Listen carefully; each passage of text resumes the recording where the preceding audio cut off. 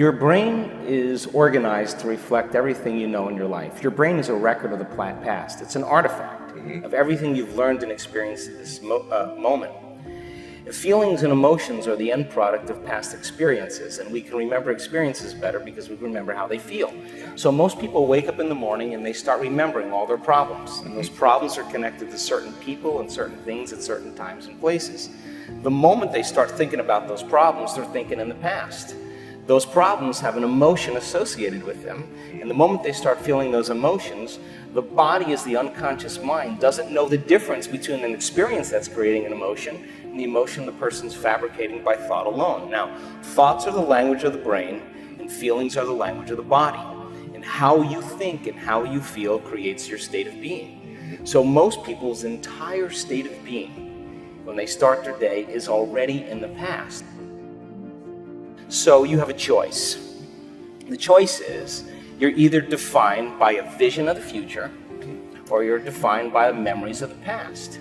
And when you decide to say, okay, I'm going to change, and you decide one thing: I'm not going to eat this food, I'm going to wake up earlier, I'm going to do something aerobic, I'm not going to have sugar after 6 o'clock, whatever it is, whatever choice a person makes. The moment you make a choice to do something differently, and the hardest part about change is not making the same choice as you did the day before, get ready, because it's going to feel uncomfortable. It's going to feel unfamiliar. There's going to be some uncertainty and unpredictability, and that's the moment the game is on. Yes. So then most people, their body has been conditioned emotionally to be the mind. So now the body says, wow, I'd rather hang on to my guilt than take a chance in possibility. I'd rather live in fear than trust in the unknown. So once the person feels uncomfortable, the body goes, whoa, wait a second, we're out of the program here, and body starts influencing the mind. That's right. So it says, start tomorrow, you'll never change, you don't have the money to do this, you're not good enough, your mother told you were this, your father's fault, it's your ex's fault, you know, all of the voices that come up.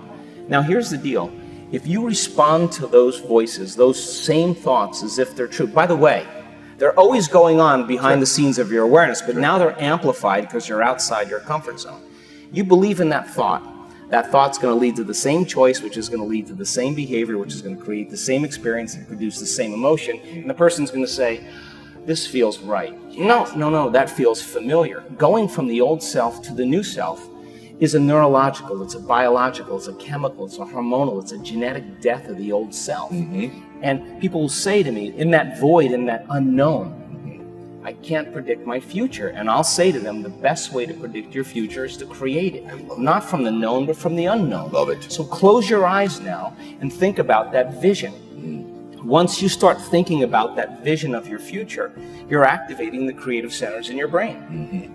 And naturally, you begin to think about putting yourself in the scene. Yes. And the act of doing that, when you're truly passionate and truly present, the moment you're defined by that vision, when the thought in your mind becomes the experience, you begin to feel the emotion of the event before it's made manifest. Now, you're giving your body a sampling, a taste of the future. And now, if a thought and a feeling create a new state of being, you're combining a clear intention with an elevated emotion, and now you're beginning to change your biology, and you're seeing a whole new landscape that you could never see before, because you're no longer viewing your future through the lens of the past. I love that.